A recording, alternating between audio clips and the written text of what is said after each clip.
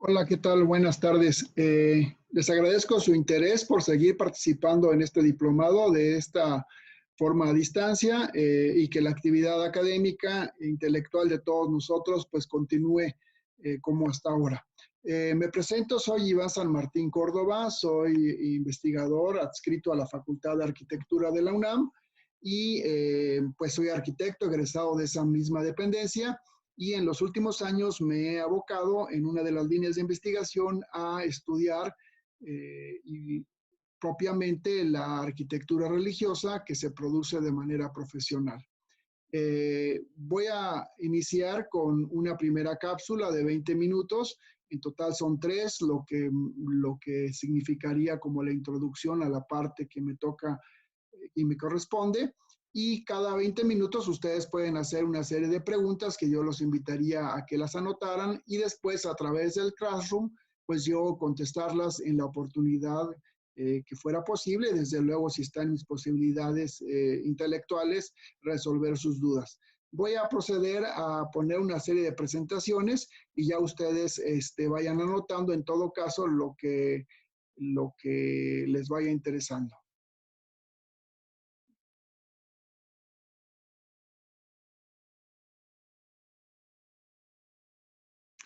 Bueno, antes que nada quisiera yo hacer una salvedad, puesto que el hecho religioso como análisis de estudio, pues podríamos enfocarlo de dos maneras. Desde una parte, como aparece en la imagen del lado izquierdo, pues estaría el hecho religioso, el cual desde luego es de interés para antropólogos, sociólogos, filósofos de la religión y que no requiere por sí mismo, para que se manifieste esta actividad cultural, de una espacialidad construida específicamente con ese fin. En muchas ocasiones, en los umbrales de la humanidad, pues seguramente sus centros de reunión religiosa y espiritual, pues se daban en cuevas, en montes, junto a cerros y volcanes, y sus espacios religiosos pues no requerían de una fabricación específica, profesional, llamada templos, ¿no? Del lado derecho tenemos propiamente una imagen de un interior de una iglesia. Esto es lo que yo considero que serían espacios diseñados profesionalmente, pues para cobijar la actividad religiosa. Entonces, en esta serie de cápsulas que yo me voy a permitir mostrarles, nos vamos a abocar únicamente a los espacios que derivan del lado derecho, de la aproximación del lado derecho, que son espacios profesionales, lo cual no significa y que no reconozca yo que desde luego existen estudios sobre el hecho religioso que se da en espacios no profesionales. La participación mía está dividida en estos 3 ámbitos temáticos. Esto sería la primera ronda, que sería la primera sesión en la que abordaríamos consideraciones de carácter histórico y consideraciones de carácter social, y así nos iríamos con la segunda y tercera sesión con otros aspectos temáticos. De entrada, habría que recordar que la religiosidad en este actual país de México, pues tiene orígenes muy antiguos. Desde luego, si analizamos los cientos de años que tuvo de existencia cultural los diferentes pueblos que habitaban lo que hoy llamamos el México antiguo, pues nos han legado una serie de estructuras, tanto habitacionales como administrativas, pero desde luego también religiosas. Esto que llamamos nosotros, que decimos pirámides de manera un poco coloquial, en realidad lo que hace énfasis es al soporte o basamento que elevaba al templo que estaba en la parte superior. Es decir, el templo era propiamente lo que habría en la parte superior y la pirámide no es más que un cimiento, un basamento que permitía separar y estratificar el ámbito de la feligresía reunida en las plazas con el ámbito ceremonial que se llevaba a cabo en las fauces, en la entrada propiamente del templo ubicado en la parte posterior. Lo que quiero decir con esta imagen es que hay una gran religiosidad de carácter milenario en el actual país de México, en sus orígenes. También, desde luego, si recordamos los 3 siglos de expansión colonial española, pues la preeminencia de la catolicidad apostólica es manifiesta en todas las ciudades que nos legaron. Hay iglesias, santuarios, parroquias, capillas, toda una diversidad de edificios que son expresión del catolicismo apostólico. Recordemos que además de propiamente las actividades religiosas, había una serie de servicios sociales, como podrían ser los hospitalarios o los educativos, que también se encontraban vinculados al clero católico, con lo cual eso incrementaba el número de templos que había en las ciudades. Vale la pena recordar en las consideraciones históricas una serie de transformaciones jurídicas que hubo a lo largo del siglo XIX y XX. Desde luego, a mediados del siglo XIX tenemos transformaciones como la nacionalización de los bienes eclesiásticos en el año 59, las diferentes sucesiones de leyes de reforma, la ley orgánica del registro civil. Estas 2 leyes, pues la primera minaba fuertemente las propiedades del clero al pasar al ámbito federal, o el registro civil que, digamos, arrebataba la capacidad de la Iglesia Católica por ser la única institución que registraba el nacimiento, la muerte, el matrimonio. Pues a partir del año 59 ya fue potestad jurídica del registro civil. También la ley de libertad de cultos en el año 60 fue importantísima porque permitió que una serie de asociaciones religiosas no católicas, apostólicas, ingresaran al país, muchos de ellos motivados por un interés económico, por afincarse aquí, y requerían de la certeza jurídica para poder seguir profesando sus cultos de origen. Y desde luego en el año 63, finalmente el decreto de extinción de las comunidades religiosas que echaba por tierra la posibilidad de que hubiera pues sacerdotes jesuitas, franciscanos, agustinos en las diferentes modalidades, masculina, femenina o de tercera orden. Entonces, estas 3 transformaciones jurídicas fueron muy importantes, sobre todo para el siglo XIX. Producto de esto es que empezamos a ver una serie de pequeños templos, desde luego minoritarios, en las principales capitales mexicanas, ya digamos, del país ya independiente. Todos ellos empezaron a edificar a los años 60, 70, 80, 90 del siglo XIX, y incluso sus morfologías pues eran diferentes. Algunas de ellas evocaban sus lugares geográficos de origen, fuera centro de Europa, el norte europeo, fueran comunidades que tenían orígenes medio orientales, pues evocaban en sus formas arquitectónicas sus antecedentes culturales en otros territorios. Muchas de estas iglesias, pues en un principio de manera tímida ante una población mayoritariamente católica, pero poco a poco fueron ganando terreno y fueron, digamos, conquistando almas para convertir a sus diferentes credos. En el siglo XX hubo desde luego también una serie de modificaciones jurídicas. Desde luego la Constitución del 17, que trajo una serie de precisiones y restricciones a los cleros en general, particularmente al católico. Cuando se intentó hacer la ley reglamentaria de muchos de esos artículos, pues ocasiona un enfrentamiento muy fuerte entre la iglesia mayoritaria, la católica, y el Estado mexicano, derivando, como saben ustedes, en la guerra cristera, básicamente con el epicentro en los estados más católicos del país, que vienen siendo la zona del Bajío, ¿no? Guanajuato, Jalisco, Zacatecas, Aguascalientes, San Luis Potosí, lugares donde hubo pues cruentas batallas entre el Estado mexicano, que intentaba imponer la Constitución, y la comunidad católica apostólica más conservadora, que no permitía y acataba la legalidad constitucional. Finalmente, en el año 29 se firman una serie de acuerdos que terminan y dan por tierra el encono entre estas dos fracciones y empieza a haber paulatinamente pues una gradual proceso de reanudar las relaciones entre el Estado y particularmente el clero católico. En los años 70 en adelante también hay una serie de iniciativas importantes. Echeverría visita a Paulo VI en el Vaticano, un presidente mexicano que visitaba al jefe del Estado Vaticano en su territorio.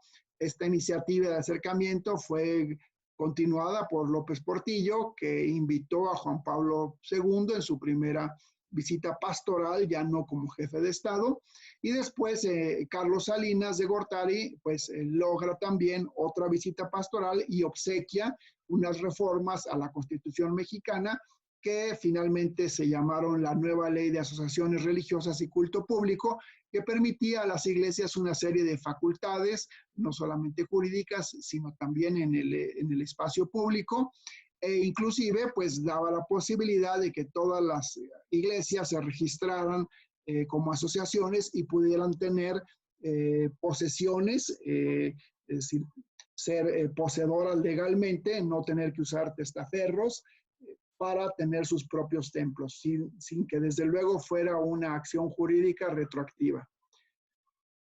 Como segundo aspecto sería una serie de consideraciones sociales.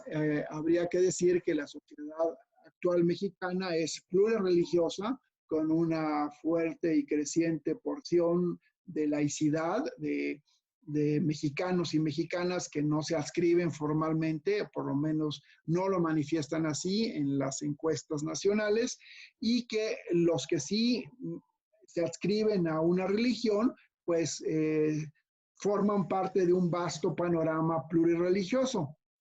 En primer lugar, tenemos los tres catolicismos presentes que hay en México: el catolicismo apostólico, cuyo, digamos, cabeza principal es el Papa Romano, y que bajo su catolicismo pues puede practicar varios ritos, es decir, varias modalidades litúrgicas. La más mayoritaria en México es el rito romano. Por eso incorrectamente muchos católicos dicen que son católicos apostólicos y romanos. Realmente el romano no forma parte del nombre oficial, es simplemente el rito que practican. Pero también los católicos apostólicos de origen libanés, por ejemplo, pues gustan más del ritual maronita. Y así hay otros rituales que se practican en México.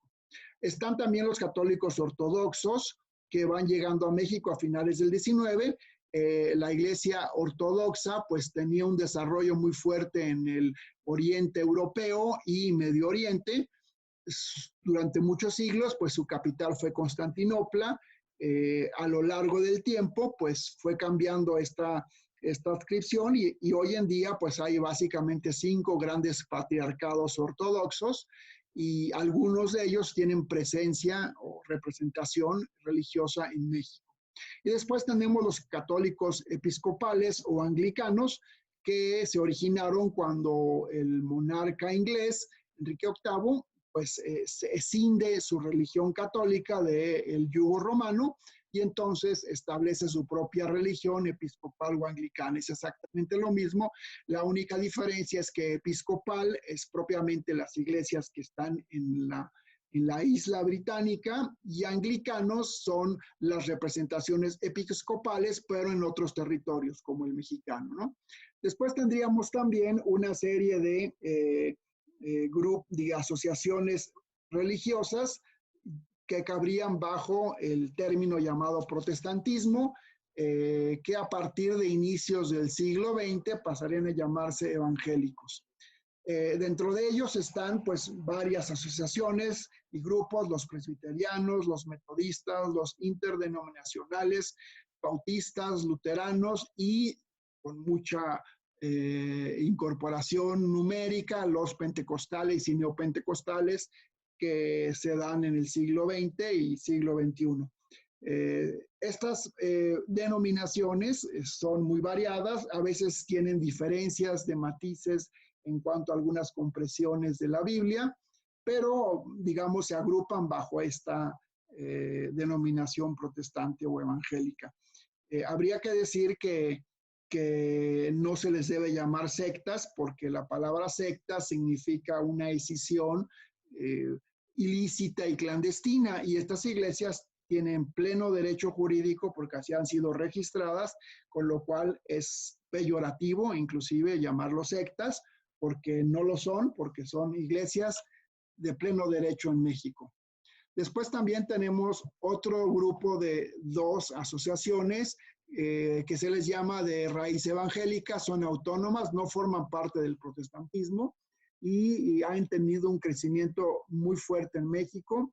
Una es la Luz del Mundo, cuya sede principal está en Guadalajara, y otra es la Iglesia Universal del Reino de Dios, más conocida por su lema Pare de Sufrir, que tiene un crecimiento muy fuerte desde su llegada de Brasil como asociación religiosa. Después tenemos las bíblicas no evangélicas, que no pertenecen a los grupos anteriores y que tienen también un crecimiento importante en nuestro país. La Iglesia de Jesucristo de los Santos de los Últimos Días, que comúnmente llamados mormones. La palabra mormones no es peyorativa, es perfectamente respetuoso decirles así. También están los adventistas del séptimo día, que son independientes, que tienen sus creencias y sus diferencias con los otros grupos. La Iglesia de la Ciencia Cristiana o los cientistas cristianos, que en Estados Unidos tienen mucha fuerza, no así en otros países como el de México, que son minoritarios. No confundir con la cienciología, que son un grupo totalmente distinto. Y después los testigos de Jehová, cuya adscripción cronológica pues ha estado poco precisa, probablemente hacia los años 20 del siglo XX hayan empezado a migrar comunidades que se formaban bajo las creencias de los testigos de Jehová. También son bíblicas no evangélicas y no forman parte de los otros grupos. Después tenemos otras religiones que no son cristianas, como desde luego la religión judía, que está presente en las principales capitales en México, minoritariamente, porque no es una iglesia que sea proselitista, es decir, no generan proselitismo para adherir a nuevos feligreses, como ocurre con las otras iglesias. Son comunidades etnocéntricas, con lo cual sus miembros forman parte, los nuevos miembros, de la propia comunidad, de gestaciones dentro de la comunidad, pero no hay un proselitismo. Y desde luego otro tipo de religiones de carácter oriental que forman un conglomerado pues muy minoritario, ¿no? Este mapa que deriva del 2010 del censo, el próximo año tendremos probablemente un nuevo resumen de esto, una actualización. Pues ustedes ven en los círculos en color morado, es la presencia católica apostólica. Si analizan bien, pues el centro del país, la zona más católica del centro de nuestro territorio, es fundamentalmente católica, pero si analizan los estados del sur-sureste, como Yucatán, Campeche, Tabasco, Quintana Roo y Chiapas, vemos que particularmente en Chiapas, pues el crecimiento de poblaciones no católicas va en franca ascendencia, ¿no? Entonces, nuestro México pues es plurireligioso y debemos pues entenderlo así, con todas las características y consecuencias que ello conlleva, ¿no? Si cogemos la media nacional, pues podríamos ver que en el censo del 2010, pues el 82.71 se declaraba católico y el 18% pues se declaraba perteneciente a otras religiones o simplemente pues un muy significativo 5.26% que decía que no tenía religión. Este fenómeno de la ciudadanía laica en México, si bien es minoritario, en otros países ha ido en ascenso. Si analizamos muchas poblaciones en el centro de Europa, nos daremos cuenta que la mayor parte de la gente norte y centro de Europa que no profesa ninguna religión. Inclusive esto ocasiona problemas en el patrimonio porque en ocasiones hay iglesias pues que se cierran porque ya no hay fieles pues la jurisdicción pues tiene que decidir qué hacer con este patrimonio, puesto que no hay suficientes feligreses para ello. Y por último, bastaría simplemente recordar otros aspectos que no son religiones. La iglesia llamada de la Santa Muerte, pues no cuenta ya con el reconocimiento de asociación religiosa. Gobernación se lo retiró hace algunos años y conforma un culto popular que no es reconocido de manera oficial por el Estado mexicano. Tampoco es reconocido por los líderes de la comunidad católica apostólica, quienes dicen que no forman parte de esta comunidad. Desde luego, los cultos a narcotraficantes y otras figuras, pues son cultos y podrán tener un gran valor antropológico, sin duda, pero no forman parte del panorama de las iglesias constituidas. Y por último, como aclaración, pues los grupos de masones en México pues tienen un interés fundamentalmente filosófico y altruista, pero no están registrados como una religión, porque en efecto los masones pueden ser pertenecientes a muchas religiones. Puede haber masones judíos, puede haber católicos, puede haber protestantes. No forman parte de una misma congregación religiosa y por eso no están registrados. También la cienciología, originalmente la dianética en México, pues no está registrada, no ha logrado la obtención de un registro ante las asociaciones religiosas de gobernación, con lo cual pues no forman parte de este panorama formal. Bueno, hasta aquí haríamos un primer corte. Desde luego, si tienen preguntas, pues con mucho gusto mándenlas al Classroom y haré lo mejor posible por resolverlas.